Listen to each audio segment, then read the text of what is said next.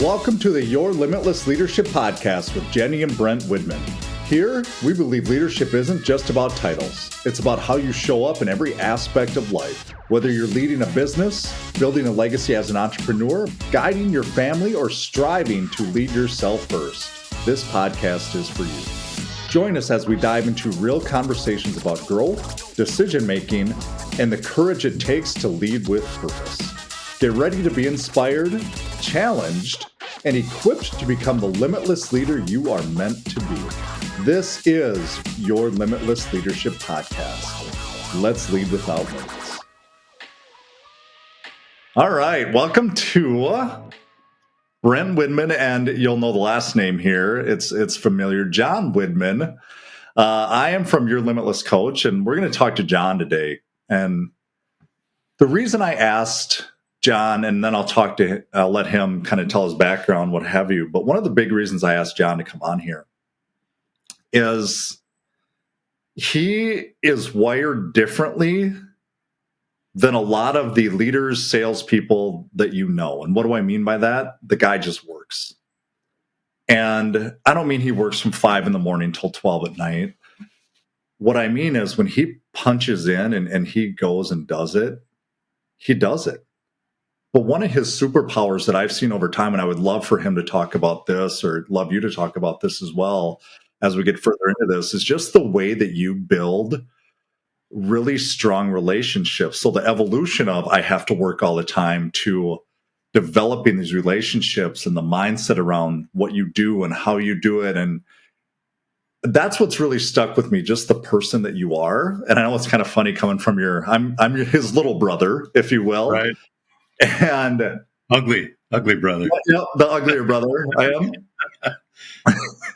Just the way he carries himself and the way he cares about his family and the energy he brings to people and all those different things that sometimes we don't see in ourselves. And I see that with him, every interaction I have with him, the way he cares about people. And we'll get into that, and I'd love him to talk about that. But John has almost 20 years at Baldwin Supply. And I'm going to let him tell his story from where he's from, how he got to that point. But the dude is in the top 5% year over year in sales. He just does the deal, man. So I would love for you to just kind of bring us up to speed, how you got to where you are today. So you jumped around a little there. You got me. Do you want me to start with more? I mean, the customer relationships, or start with a kind of a personal history thing? Start there. Okay. Let's start personal history and just how you got to where you are. So obviously we grew up in a little bitty town. I think my class was 28 people with 3 towns combined.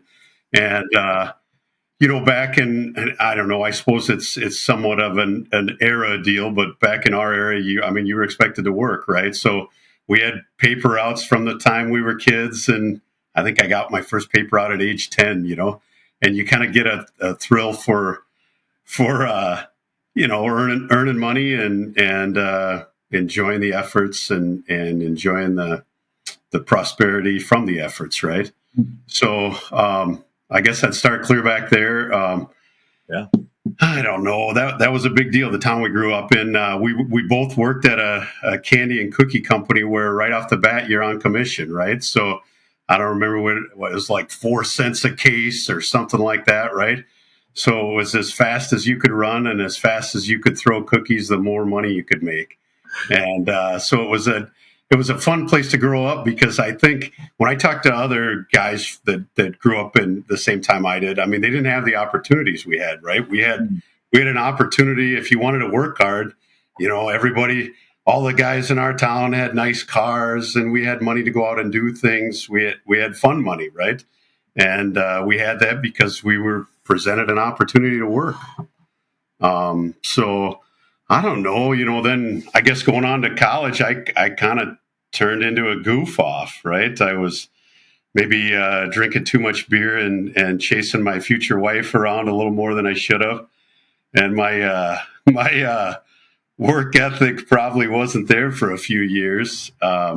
it took me a while for that to recover. So I went in the Army, and after college, and I wasn't making a whole lot of money in the Army. I went in there on a loan repayment program, so all my college debt the Army paid off, and I owed them 4 years, and so I really had no direction at that time. Like I said, I was kind of goofing off. I didn't have much for goals, and my friends started to graduate and get good jobs. I didn't have any idea what I wanted to do, so I went in the Army and kind of grew up a little bit.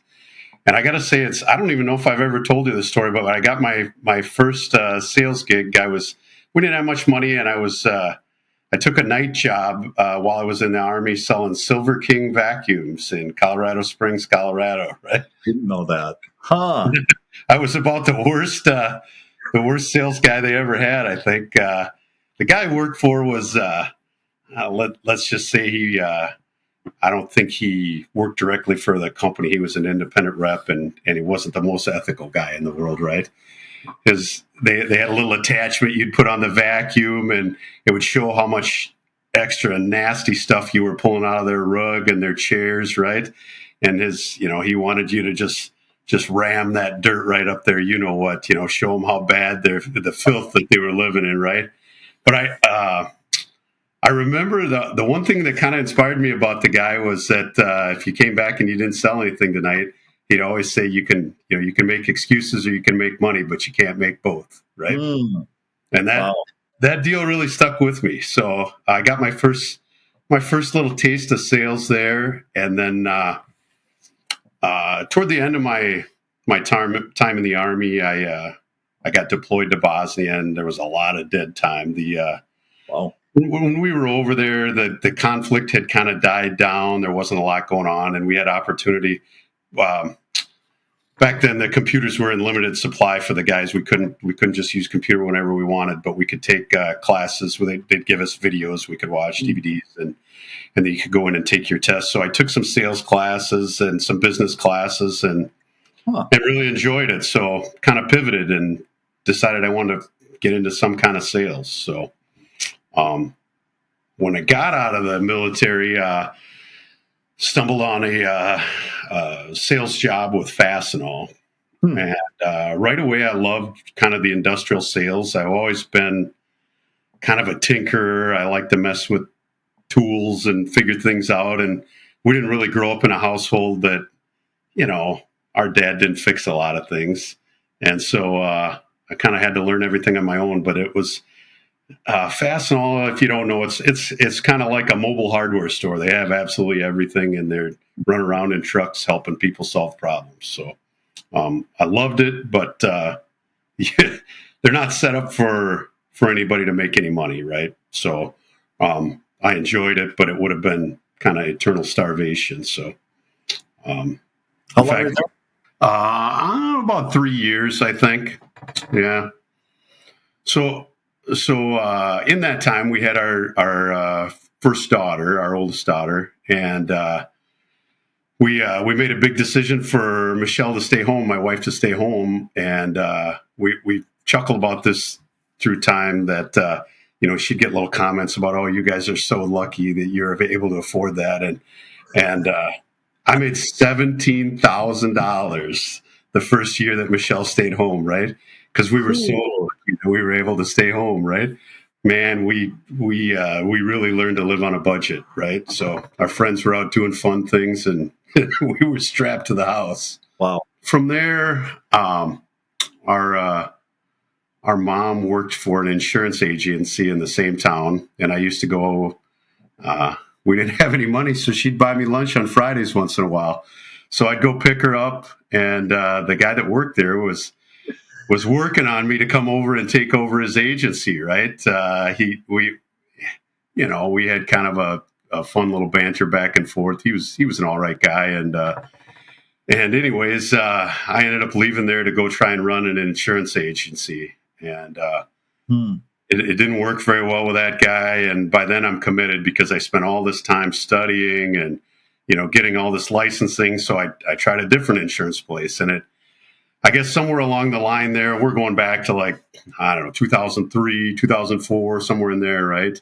And I realized that I loved the sales, but I didn't like selling kind of an intangible product, right? I like to sell something that you could put your hands on and figure things out. And I didn't like there was something about insurance where, how do I explain this? Like if you're out in public and somebody says, "What do you do?" and you say, "I'm in insurance and investments," that you can just immediately see the "get away from me" pop up, right? I mean, you had a little taste in it and you know where I'm going here. So I didn't enjoy it, and I missed the industrial sales, right? So because I wasn't good at it and didn't enjoy it, I mean, it just seems like you got to believe in what you're doing. You got to believe in the products you're selling, or you're not going to be very good at it, right? I didn't really believe in the product that we had. I thought there was better places to get what we had to offer. There was more knowledgeable people than me. I didn't believe in what I was doing, so I was terrible. And I wanted to get back into some kind of industrial sales, and we were starving, right? I was looking for I was actually looking for a night job. I was going to do the insurance during the day and do something else at night. And I stumbled on Baldwin, and they made me an offer, which wasn't great, but it was better. It was something steady, and it was better than what I was doing. And I jumped in. So I guess there's a quick history up to Baldwin, and I don't know where you want me to go from there. So, yeah.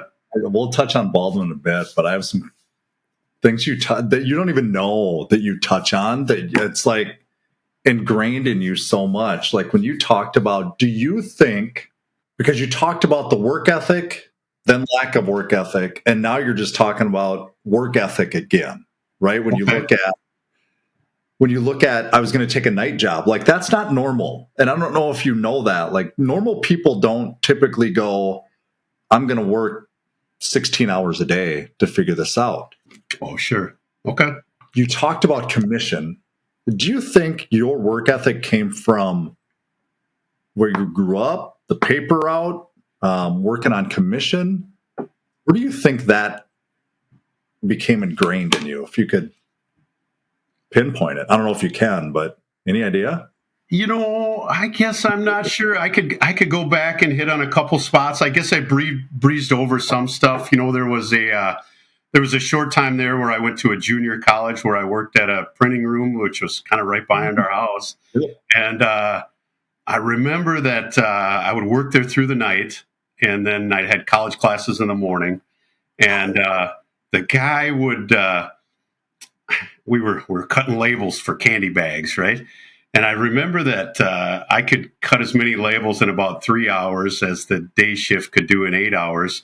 And so the guy knew I was in college, and he called me in and he said, "Look, if you continue to work this hard, you're going to go places in life." His name was Ron Canfield. I remember right? Really? And he said, "Look," he said, "I'm going to do something for you." He said, "If you'll promise me that you beat the ladies' daily average every day, I'll let you get to that average, and then you can sit in the break room and study." So I'd get my stuff done. I'd go into work at, I don't know what it was, 10 o'clock, 9 o'clock, something like that. And by, 1 o'clock in the morning, I had done what the ladies would get done, and then I'd sit in the break room and study. So, yeah, eat cookies and study at 3 a.m., Isn't it crazy that we remember the people from that many years ago that touch our lives or that help us? Yeah. Little things like that he probably has no clue that he said or how it impacted you. Sure. But to this day, that's still like it just sits with you. The other thing this is kind of funny that you said. So we grew up in a town of 400 people. You graduated with 28. And instead of saying we lived in a small town, you said we were provided opportunities that other people weren't provided with. Sure. Yeah, I feel that way. I don't know, Brent. I mean, that was an amazing place. So, but it's how you look at it. It's the perspective of we were provided an opportunity to work in a warehouse to work as hard as we wanted to, pretty much when we wanted to, for the most part. Sure. Where other people would look at like, I have to, small time. You know what I mean? Do you see what I'm saying there? Like that's, again, your perception or perspective on things is drastically different than the normal everyday person. And I don't know if you see that, that's why I wanted to ask you to be on here. It's phenomenal. You know, there's no way that I appreciated it at 16 or 17 or what, when you're a kid, you don't appreciate anything like you should. But the older you get, I mean, you can see the blessings in your life and really understand that, maybe I had something to do with it, but I sure didn't direct traffic. Right. So, yeah. I would love to know this because you went from college, then you obviously went to the Army. What helped you make that decision? Because that's not an easy decision to do that. So it's kind of a two-part answer, and some of it's funny and some of it's not. So at number one, I knew I needed to grow up. Right.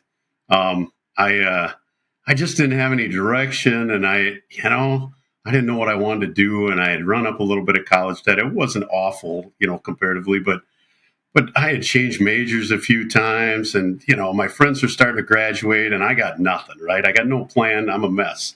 Well, then at the same time, I'm just head over heels over my wife now, and she was studying geography and some other things that go with that. She was doing some mapping classes. And so I kicked it around with her, what if I joined the Army? And she said to me, well, you figure out how to get to Colorado so I can get out there and get a job in my degree, and I'm all in, Well, so, she was, even then, I guess I didn't, at the time, again, I didn't appreciate it. I didn't realize how supportive she was being, but she was being amazingly supportive. And that's kind of been a big secret to my success all the way through, is what she's done to help. Right. And so, so that was the deal. We went to Colorado, and I took a horrible job in the Army because you didn't get any options, right? I want to go to Colorado. Here's what I have open. You can either take this one or you can't. That's it, right? So that's how I got there. Huh. So, I didn't know that story either, because I thought you were stationed in Colorado because that's where you got sent. No. John, the things that you're saying, you wanted something so you went and got it. And sometimes you have to take a step back or take something to move forward. And that's what you did. It's so amazing to me, the things that you have done that I don't know, like looking back on it now, hopefully you see that, but just how that impacts other people. Because you said, I was a mess. I now have this work ethic, and we'll get to that in a minute. You have this work ethic that I feel like is unmatched by a lot of people. But you didn't always have that. No, it was a hard time for me. I think when I was going through college and I got away, when we moved out, you move out of your little hometown and it takes a while to adapt. And I just couldn't find that place where I could, I didn't want to go flip burgers. I wanted to be paid for my efforts, right? And I figured that out fairly early on. And I just couldn't find it. Then I kind of lost my way. And Michelle teases me about eating her food because I didn't have any money. And, it weren't great days for me. So I remember you telling me this story. I don't know if you remember this, but I stayed up there once, or you had told me that you went to Burger King on, I think it was Big Mac Day or whatever it was, or when they're 99 cents. Yep. And you would buy a whole bunch of them and you would put them in your freezer. Right. Yeah. Health food, right? Yeah. Well, because you didn't have any money. You just had to make do. Right. And that was that. I think you also had a job at one time that you were a cook in a Mexican restaurant as well, I believe. I was a waiter at a Chinese place, but my best buddy in there was a Hispanic guy, Miguel. I loved that guy, and he was the cook. So yeah, I used to help him a little bit. So the Spanish guy was the cook in the Chinese restaurant, basically. Yeah, and he was amazing. Yeah, Oh, I love it. That is fantastic. Isn't it crazy the things that shape us over time? Like, yep. to look where you are now, I know a lot of conversations we've had, and I'll kind of move into Baldwin, but I know a lot of the conversations we've had is just the way you go do things. What was it like when you started at Baldwin? Where did you kind of fit in there? And I guess what I mean by that, how was your production when you got there that first couple of years, and how has that transformed over Oh, time? yeah, geez. So, just to tell you a little about these guys, and we'll get into it a little more later, but most of the sales team is on some type of commission program, obviously, but they give you a little time, right? They'll put you on some type of a salary program with expenses, and then they're testing the water while you're testing the water, right? They give you a chance to see what you can do. So I walked into again, I mean, I probably sound overly optimistic, but I walked into an amazing situation because we had our inside team that helped the sales team was 3 seasoned vets. All of them had at least 20 years experience at the time. And one guy had come over from the competition. The competitor had money problems, and he came over. And so he really had nothing to do. So I just attached myself to him, right? Here I had this guy that had been around forever, and he was super smart, and he knew everything about every product that we sell, and now he was at my disposal. He wanted something to do, so I drug him everywhere, and he taught me things, and I just fed him stuff, right? And then at the same time, we had an older sales guy who, whether he knows it or not, I mean, he kind of became a mentor to me, and so I just had so much support out there. And then our sales manager, who I would call one of my best friends now, is still semi working in his mid 70s. And that guy was incredibly supportive, and he just wanted to work with people that wanted to work. So I had this whole crowd around me. It's like I couldn't have walked into a better situation. You throw a little work ethic at it, and it went wild. So, yeah. My question to that is, there are people out there that will walk into a company and they won't ask for help. You just touched on 3 people. You attached yourself to somebody, you had a mentor, and then you had the sales manager that were all helped you. Sure. Have you seen people come in there and, let's call it, fail or not make it because they haven't opened up and asked for help and latched onto people? Yeah, for sure. And one thing, and I'm sure you've seen it I know you work with a lot of people in financial services and different things. I mean, most businesses where you got to be able to handle the freedom if you're not in the office every day, right? And that I've seen a lot of people come in and leave that can't handle the freedom, right? You got to be able to, whatever it is, spend a little time figuring out your goals, and then put your head down and go chase them, right? If you're getting distracted by every kid event or every, you can make it. You got to make it to them as many as you can, and that kind of thing. But you got a job, and I was expected to feed the family. Michelle was home with the kids, and like I said, we made that commitment, and I knew that it was all on me, so I needed to figure it out. So, yeah, but I've seen a ton of people struggle because of that. When you say fight the freedom or embrace the freedom as well, what have you, how'd you do that? I know it's a really vague, generic, open-ended question, but what are some of the things you did to do that so you were successful, or are, if you will? Well, in the beginning, I'll give you one good example here. So when we our last house, I guess I had an office in the basement, right? Well, invariably, Michelle was down there. Can you run uptown and get this? Can you go do this? Can you go do this? Well, I don't think she understood that every time, she's pulling my mind out of it, right? She was, like I said, she was great and supportive, but, pretty quick, I'm having to run here. I'm having to run there. So I took my office back into the office. I took it out of the house because I knew, like, we're going to starve if I keep running around, right? I gotta stay focused. So even now I have my office in a little building out behind the house so that I'm away from distractions and able to do things. I love that. Yeah. It's yourself. It really is. It's creating the boundaries.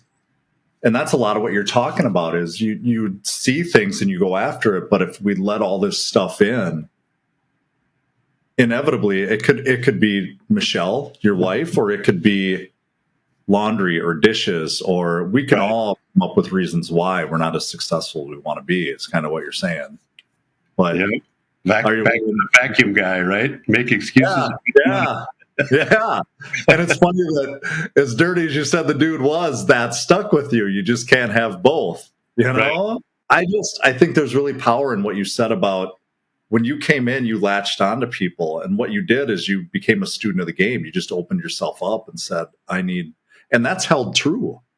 Like that's one thing I didn't know about you is that you are a true student of the game. You consistently try to get better. Like you seek out ways to get better. The other thing, I got to say this too, that I didn't know about you, and I don't know where this comes from. The eternal optimist. Oh. You know?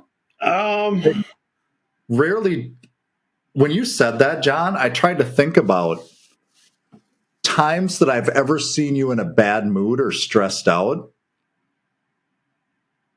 And I'm almost 50, so I've known you my whole life, right?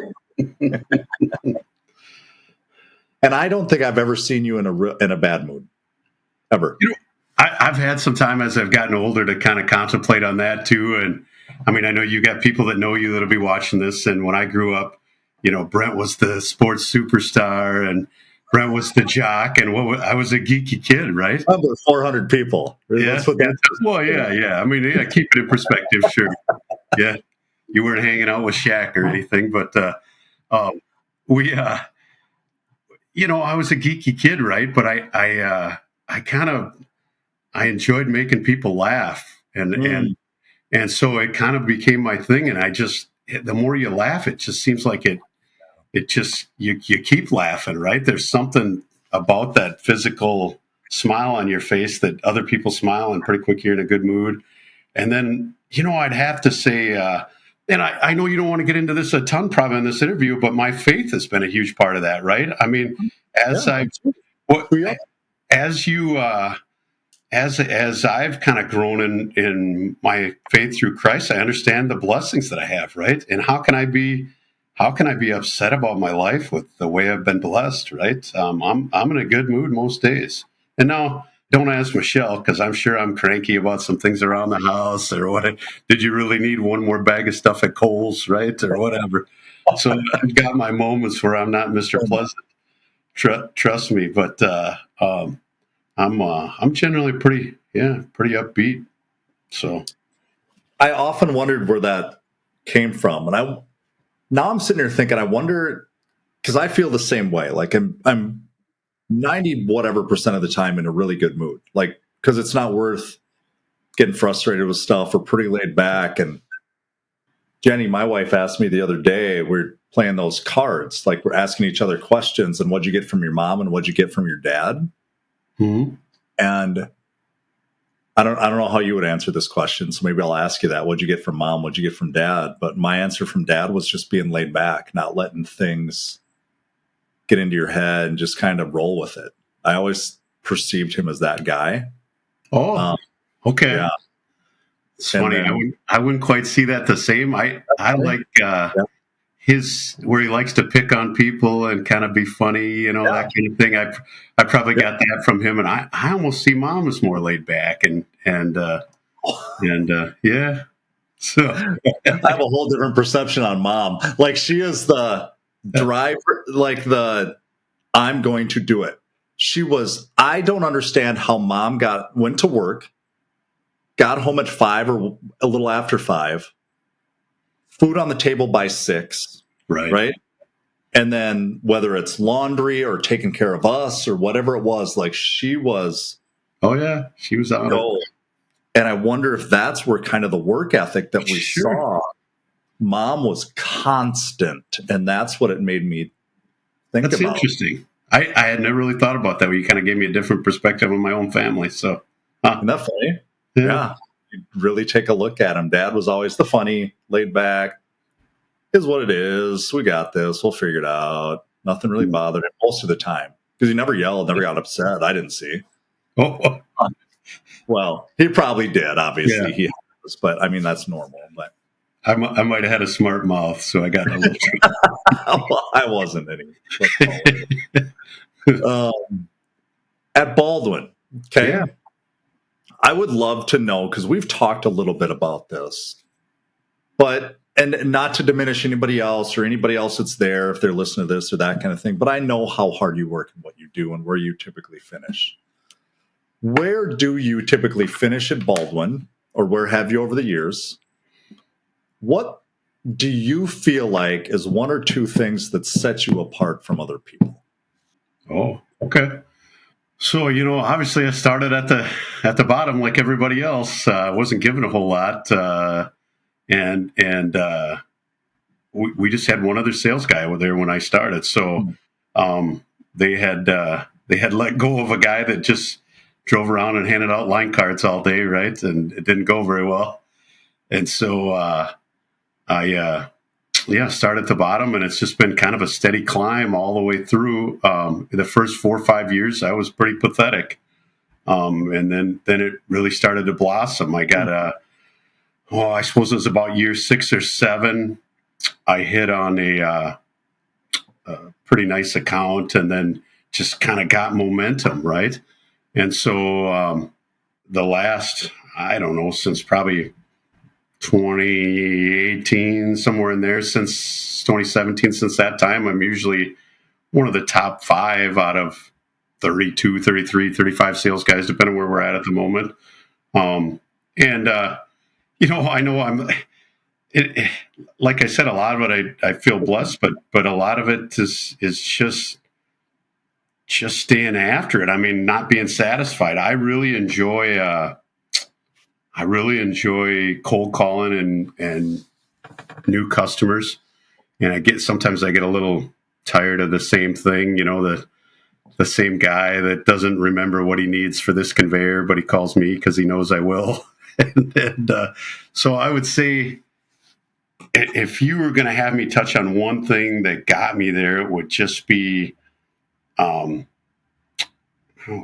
maybe I feel like I care more than a lot of our competitors. I'll just give you an example. Early on, I've got a big quarry customer that's got 8 or 9 locations, and I had one of their locations that I could never get into, and they had a breakdown, and we didn't have the part, but we had it in the Twin Cities, which is I remember this 4 hours from here. So I drove up there in the middle of the night and showed up in the morning with the part that he needed. Well, no one else would have done that, right? Well, now all of a sudden, I kind of laugh. I call them hero moments, right?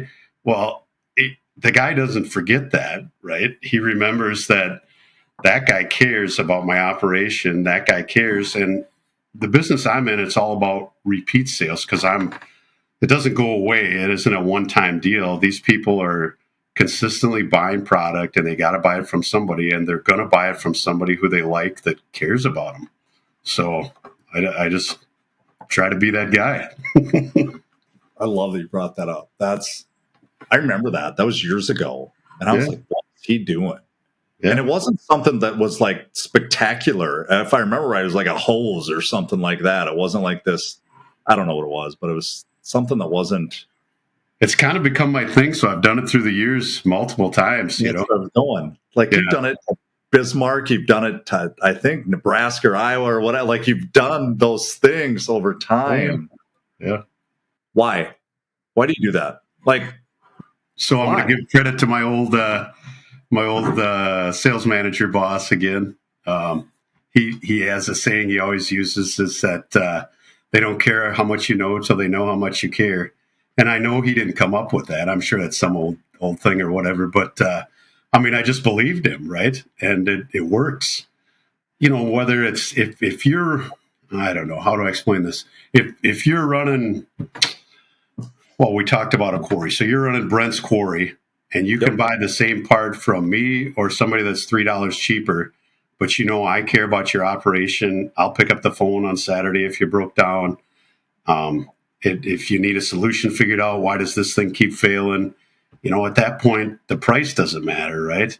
It matters to a certain extent, but people are generally going to buy product from people they know, like, and trust. And so I'm trying to be the guy they know, like, and trust. I got to ask this because you talked about in the first 4 to 5 years you struggled. Did you ever think about quitting? No. No? Loved it. I loved it. Just didn't even. There's no plan B.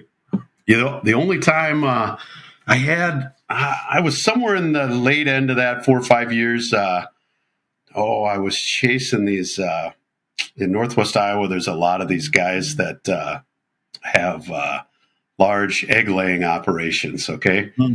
And I had kind of got into a bunch of them, and I was getting really good at it. And one of the equipment manufacturers offered me a bit of a pay increase and a little title increase. I considered it and thought about it a lot. They were based out of Italy, so they threw out the fact that I'd probably get to take a trip to Italy. And here I am, a broke guy, but it was gonna come with a lot of travel. And at that point, we had 3 little kids, and I wanted to see my kids grow up, so I didn't take it. But that's the only time I ever considered quitting. The shiny thing wasn't so shiny after you thought about it a little bit. Yeah. Well, yeah, when they told me my territory was going to be everything west of the Mississippi, No, wow. No thanks. That's why I asked the question, because you look at it and you alluded to it didn't go the way you wanted to in the first 4 or 5 years. Like, it was a struggle and hard, but you just kept going, kept going, and kept going. And I think that's, if anybody takes anything away from this, it's that mindset of, you've touched on a lot of things, that you embrace the work ethic because you knew eventually that would get you to where you want to be. It's like a blind faith almost. Right. Things will pay off. So what keeps you going now, 20 years in, 20 plus years in, right? Still doing it. Is it just the habit? Is it because you want to keep doing better? Is it just who you are? Yeah. So it's getting harder, honestly, to motivate myself, but I really love spending time with the customers and solving problems.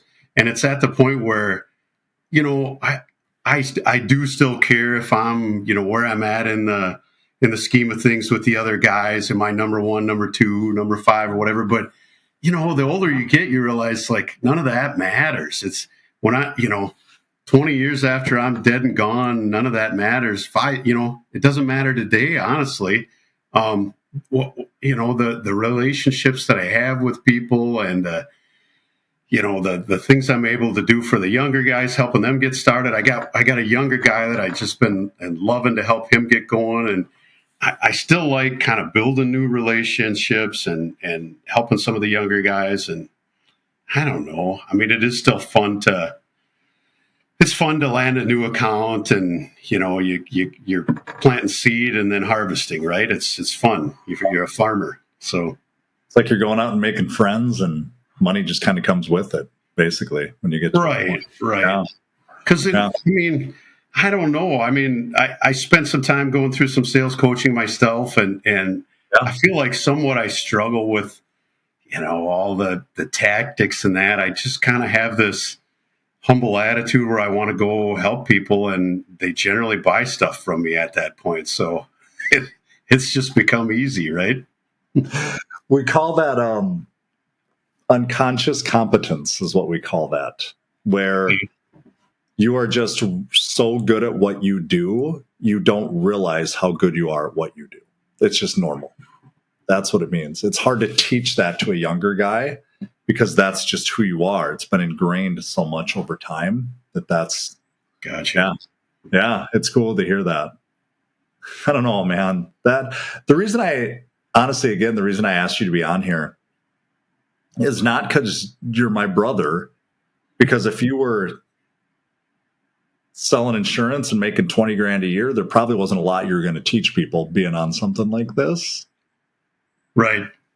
But you've created something in you and who you are, and even your kids and the people around you, me looking at you and mom and dad, and I know the people around you that see you and watch you do the things you do, you touch their lives too. And I don't think you see that by just being the person that you are, the eternal optimist, the way you live into people, the way you care about people, the way you work isn't everything, and you've realized that it's all these other things that go with it. And even the conversations with Michelle, your wife, about how she's helped you out, that maybe she doesn't understand that at times. And it's pretty cool to hear that. Like, I knew there was a story there somewhere, but I didn't know it was as good as it was, I guess, put it that way. So, yeah. Boy, I've seen it.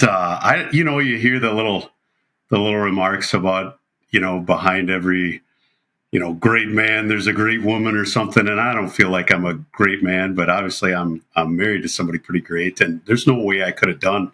I mean, she just handled everything, Kid falls down at school and I'm, halfway across the next state and she handled it. Or, we need whatever school supplies tonight and it's all handled. I mean, I don't know. I was present with kids, but I didn't get caught in all the minutia. She just handled it. You are the example of, we talk a lot about, I know I've talked to people that are married before about not keeping score. Because if you really see what your spouse does every day, the score is pretty even. You know what I mean? Yeah. Yeah. Yep. Yeah. It's pretty cool. You guys, back, I don't know what it was, but the guy gave me a deal. I can't remember if it was my coach or if that came from a pastor buddy, but I was going through a little bit of a rough patch with Michelle, and they encouraged me to every day write down one positive thing about her for a month, Yeah. Well, you get to the end of the month and your whole perspective has changed, And so I've tried to do that on other stuff that ticks me off. If there's something that's driving me crazy at work, maybe take a couple weeks and write down one positive thing, because it really changed my perspective. So you're looking for the good instead of looking for the bad. Right. Makes a difference. Yeah. Changes. And you find it because it's there. It's just sometimes the blinders are on and we can't see it. It's crazy, isn't it? Right. Well, yeah. Spot listen to this and takes anything away. Just do that. Write down one thing that is positive in your world, or whatever part of that piece in your world. That's just got a master's class in how to find eternal optimism right there, for sure. Love it. Love it. Thank you for being on here. I truly appreciate it. I really do. Yeah. Thank you. Yeah. A little awkward for me, but thank you. I appreciate it. You did it. You got through it. Good job. I love it. Again, John Widman, Baldwin, just one of the greatest guys you'll meet. And I truly hope you take a lot of the wisdom from him when you listen to this, because it's why I asked him to be on here is we think that people that are really, really good at what they do are different than would you think you're different than anybody else out there? Yeah, I don't feel that way, but I mean, I understand there's some results behind what I'm doing. So something's going on, right? You do. You just do. You've created that. But you've gone from the way you grew up to not doing things to actually going, I should probably get my together here a little bit. And it's pretty cool to see that. So yeah, I love it. Thank you. Thanks for joining us on the Your Limitless Leadership Podcast with Jenny and Brent Widman. We hope today's conversation inspired you to think differently about leadership, not just in your career, but in every part of your life. Remember, leadership starts with leading yourself first. It's about taking action, making bold decisions, and showing up with purpose. Now, it's time to take what you've heard today and put it into practice. Whether it's in your business, your community, your family, or your own personal growth, start leading without limits. You have the power to become the leader you're meant to be. Until next time, keep pushing your boundaries and leading with purpose.